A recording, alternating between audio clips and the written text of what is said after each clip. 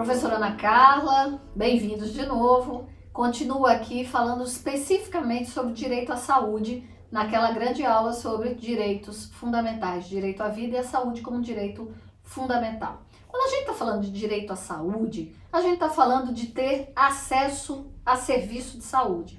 Então, vamos dar nome aos bois. A gente está falando de direito às políticas públicas de saúde. E quando eu falo em política pública de saúde, eu não estou falando simplesmente da política de saúde que é executada pelo SUS. A política de saúde que é executada pela saúde suplementar também é política pública de saúde. A gente precisa entender isso como um conjunto. Não é só o que é entregue pelo SUS que é política pública de saúde. Então vamos lá. Se o direito à vida é um direito de primeira geração, o direito à saúde originariamente é um direito de segunda geração. Eles sofreram também impactos dos direitos de terceira, quarta e quinta geração. Eu falava para vocês do direito ao meio ambiente saudável, falava da integridade genética, falava do direito ao corpo. Isso tudo são expressões de direito, de um pensamento maior que seria o direito à saúde. Mas sobre qual política de saúde nós estamos falando? Esse é um ponto fundamental da nossa aula. A Constituição do Brasil, ela acolheu a ideia de saúde que vinha sendo modelada, pensada desde a década de 60, quando erigia as primeiras fundações da ONU. A ONU é lançada logo no pós-Segunda Guerra e na década de 60 ela está ali com as suas organizações com bastante pujança. No ano de 2000, a ONU ela estabeleceu 4 condições mínimas para cumprimento dos estados, dos estados partes da organização, para que se diga que esse país é um garantidor do direito à saúde. Disponibilidade financeira, recursos destinados à saúde expressamente no orçamento, acessibilidade da população ao sistema de saúde, aceitabilidade de critérios mínimos de oferta de saúde e a qualidade do serviço de saúde. Essa teoria dos direitos fundamentais, ela influenciou o conceito de saúde que foi adotado pela Organização Mundial da Saúde e também influenciou a Constituição brasileira e a legislação brasileira do SUS, tanto do SUS quanto de saúde suplementar.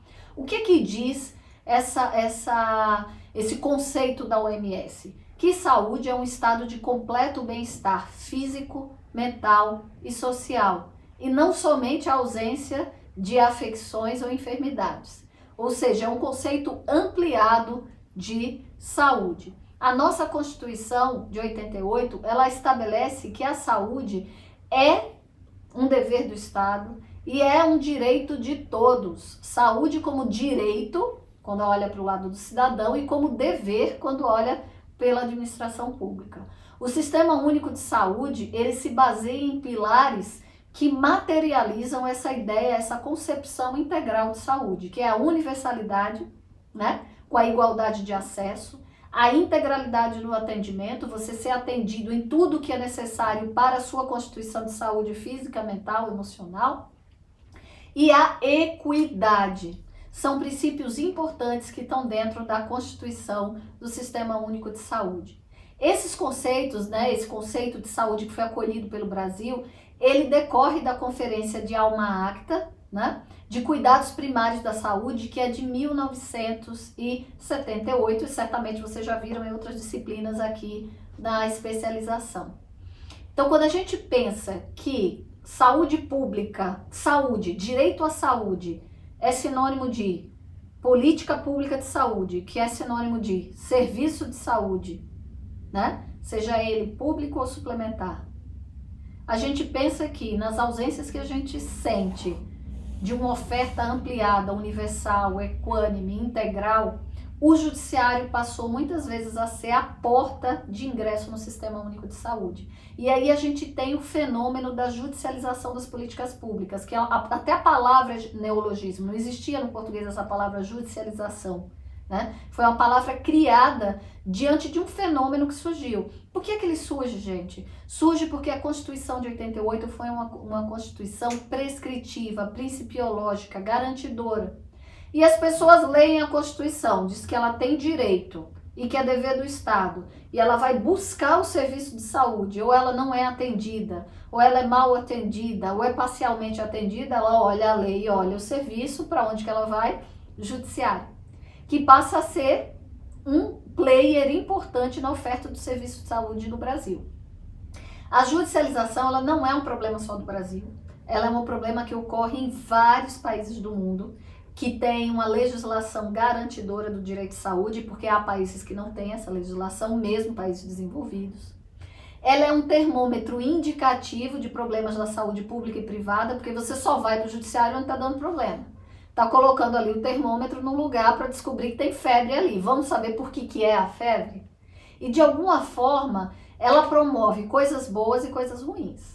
As coisas boas que a judicialização promove é identificar os problemas, muitas vezes problemas de gestão, né? E aí ela gera o dever de correção nos sistemas pelo gestor, então os gestores atuam e corrigem, mas ela também gera uma desorganização e uma desestruturação das políticas de saúde, quando ela obriga determinadas prestações que eventualmente não estavam ali dentro da programação do Estado. E esse processo da judicialização, do início até aqui, houve bastante evolução, houve bastante desenvolvimento de coisas boas, mas também, meus caros, houve no início muitos excessos, né? Pagamentos de tratamento de estéticos pelo SUS, porque o judiciário mandava, juiz indicando cirurgia bariátrica sem todos aqueles cuidados e causando problemas graves posteriores para a pessoa. Aquela ideia de na minha mão não morre, né? Autorizar o uso de medicamentos muitas vezes sem os devidos cuidados de protocolos, dos testes clínicos, enfim. Se houve coisas boas, também houve desvios e situações muito ruins que o judiciário acabou estimulando.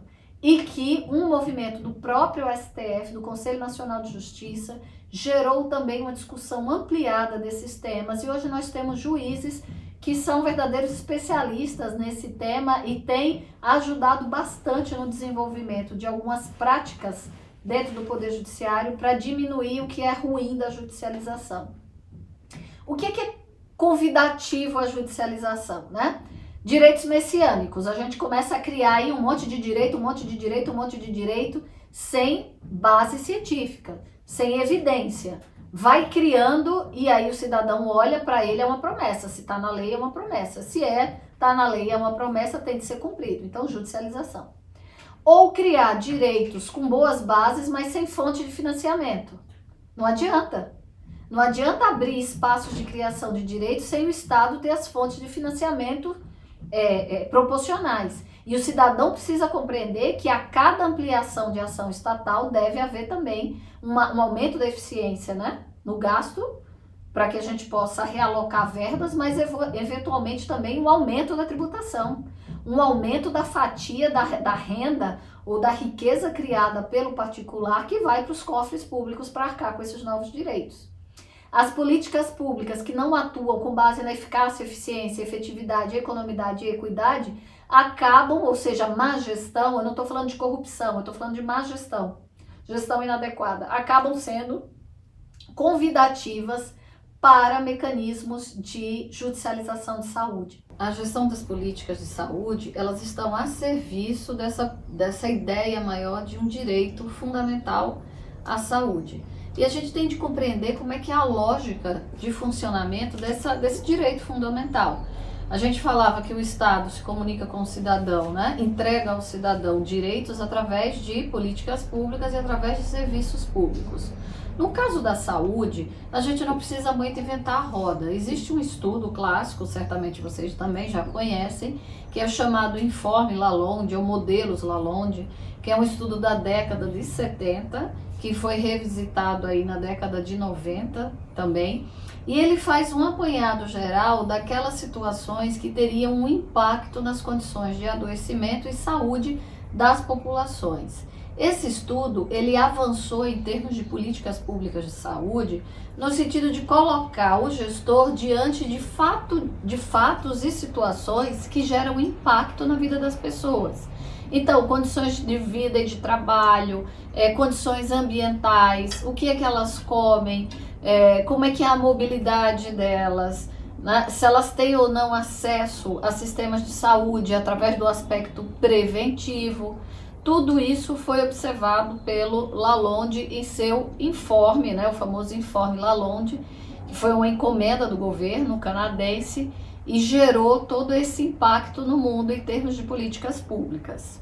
A ideia é que a gente não fique doente ou com condição de saúde em dia tão e simplesmente pelo acesso a tecnologias de saúde ou sistemas de saúde, né?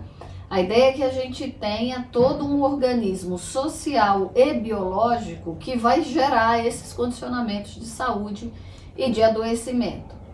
O grande achado, vamos dizer assim, do informe Lalonde é uma fundamentação para aquilo que o Sistema Único de Saúde foi direcionar através da sua legislação instituidora como promoção e prevenção, né? Os níveis da gestão adequada e integrada da saúde. Na promoção, a gente está falando de políticas que são transdisciplinares. No caso da saúde, a política pública de saúde, ela envolve a política pública de educação, de saneamento, de renda, de trabalho. Várias são as possibilidades, as várias políticas que você pode entender como intervenientes numa política de saúde. No campo da promoção, a gente está ali na área da transdisciplinaridade, né? Então, onde que as pessoas vivem, como elas vivem, o que elas comem, o que elas bebem, o tipo de ar que ela respira, se ela está ou não empregada, faz parte de todo aquele olhar da promoção da saúde. E a prevenção ela vai se dividir em primária, secundária, terciária e quaternária. Quanto mais a gente sobe esse grau de prevenção, mais caros fica o custo desse atendimento, do atendimento social. Então, quando a gente está falando de prevenção primária, a gente está falando de atenção básica. Quando a gente está falando de prevenção secundária, a gente está falando de diagnóstico precoce, de tratamento precoce de afecções. Quando a gente fala da terciária, a gente está falando de reabilitação. E quando a gente fala da quaternária, a gente está indo para o caminho dos cuidados paliativos. E se vocês olharem, né, no quadro que está aí no slide de vocês vão ver que os custos vão aumentando imensamente da prevenção primária para a prevenção quaternária. E muitas pessoas pensam que política pública de saúde se resume, né, à prevenção secundária e terciária, que é diagnóstico, tratamento e recuperação. É importante que não chegue à necessidade da recuperação, que você tenha ali na prevenção primária, na atenção básica, um suporte suficiente para não ser necessário passar para as seguintes. E se for necessário, o quanto antes atuar, o quanto antes intervir, você terá aí sim uma política pública de saúde não só mais eficiente, eficaz, mas também mais barata. O Lalonde também identificou que no caso, né, no estudo que ele havia feito, que o governo canadense ali na década de 70 gastava muito dinheiro com infraestrutura sanitária e pouco dinheiro com estilo de vida, né, com a biologia humana e com o meio ambiente. Ao mesmo tempo, ele identificou que o que gerava mais impacto nos condicionamentos de saúde ou adoecimento de populações estava ligada à ideia de estilo de vida e meio ambiente. Depois, o acesso à assistência e depois a biologia humana. Esse foi o grande achado que inspirou o andar de vários governos pelo mundo. E no caso do Brasil, como é que nós estamos? No caso do Brasil, nós estamos com os gastos, né? Se vocês olharem também a figura que foi colocada no slide de vocês, com a execução orçamentária, por exemplo, 2019, nós gastamos muito mais com a parte de infraestrutura, de assistência e muito pouco com as outras que tem, né? Muito, quando eu digo muito pouco, vocês vão ver que é quase na faixa do piso do gráfico, muito pouco com aquilo que de fato impacta. Então, direitos individuais, coletivos e difusos, saneamento básico urbano, vigilância sanitária, preservação e conservação ambiental, formação de recursos humanos e saneamento básico rural é o menor custo que se faz das políticas públicas de saúde. E pela ideia do informe Lalonde, isso teria um impacto muito maior do que o que se gasta em infraestrutura e assistência hospitalar. A ideia, então, é a gente pensar políticas públicas de saúde, seja ela a privada, a suplementar ou a saúde, que é os serviços que são produzidos e entregues pelo SUS, é pensá-los num caráter interdisciplinar, né, em que a gente tenha médicos, psicólogos, enfermeiros, fonoaudiólogos, nutricionistas, o pessoal da área da educação física, né? Além disso, um caráter promocional, né, de promoção da saúde, que ele é intersetorial, envolvendo vários ministérios, várias secretarias, o mercado e a sociedade civil. Quando a gente fala em política pública de saúde, ela não se resume ao ditame do Estado, a gente tem de envolver também a sociedade civil. Se a gente assume, então, como ideal esse conceito da OMC, né, nenhum ser humano ou população será totalmente saudável ou totalmente doente. Essa condição de saúde individual, ela não é determinada unicamente pela realidade social ou pela ação do poder público, mas também por uma herança genética e por um conjunto desses elementos. Esses fatores são fatores coexistentes e todos eles impactam nas políticas públicas de saúde. Nosso desafio é modelar e executar concomitantemente políticas de saúde típicas do século XIX, né? Quando a gente está precisando ainda de saneamento básico, que são coisas que os países desenvolvidos superaram no século XIX. A gente tem de correr atrás para fazer o que não foi feito no século XIX e ainda assim fazer uma gestão disruptiva para o século XXI, que é o século das novas tecnologias, que é o século da genética, que é o século dos nanotratamentos, que é o século da interação do homem e máquina. É um desafio em tanto. E a gente tem que pensar a pergunta, para o século XXI, nós manteremos paralelamente políticas públicas intersetoriais de adoecimento das populações, porque é o que de fato fazemos, e as políticas públicas setoriais de saúde majoritárias em prevenção terciária, gastando abusivamente em prevenção terciária e não pensando em políticas de promoção, para que você tenha inclusive uma maior eficiência no gasto desse dinheiro público. Esse é um dos desafios, né, das políticas públicas de saúde para o século XXI. Eu posso listar com vocês outros tantos desafios. A reavaliação do papel do sistema público de saúde suplementar, né? Não estou dizendo eliminar, avaliar qual é o seu papel no sistema. Acesso universal ao sistema de saúde, que ainda não temos. Há no Brasil verdadeiras lacunas de atenção ainda, né? O SUS evoluiu muito, mas ainda não foi suficiente para o tamanho do nosso país. Uma cobertura universal com equidade no sistema público de saúde, financiamento adequado das políticas públicas de saúde, cobertura universal de saneamento, retorno, né? O combate ao retorno de doenças que já haviam sido extintas aí, elas estão retornando, né? Doenças que podem ser combatidas com vacinação em massa, endemias e pandemias, a gente está na vigência de uma pandemia, como combater isso, né? Em situação de um mundo completamente conectado e com fluxo migratório intenso. Aumento e recorrência de doenças mentais é um grande desafio da política pública de saúde para o século XXI. Criação de um banco nacional de dados em saúde pública, que a gente ainda não conseguiu consolidar esses dados. Adotar a telemedicina e a telesaúde para diagnóstico e tratamento remoto como rotina do sistema de saúde. Tratamento e medicamentos de alto custo. Avaliar a situação do que efetivamente pode e deve estar no sistema público de saúde. O envelhecimento das populações, como nós vamos lidar com isso. Aumento e recorrência de doenças crônicas, que é decorrente também do envelhecimento das populações. Então, ao observar todo esse cenário, a gente pode entender que pensar política pública de saúde, pensar SUS, não pode ser feito de uma forma simples ou de uma forma simplória, vamos dizer, a palavra não é simples, é bom que as políticas públicas sejam simples, elas não podem ser simplórias. A gente não pode pensar de uma forma simplória. E a gente tem de pensar que a gente está num período da história da humanidade que é um ponto de virada. E esse ponto de virada a gente tem de correr do que não fizemos antes e correr para fazer o que todos necessitam fazer agora.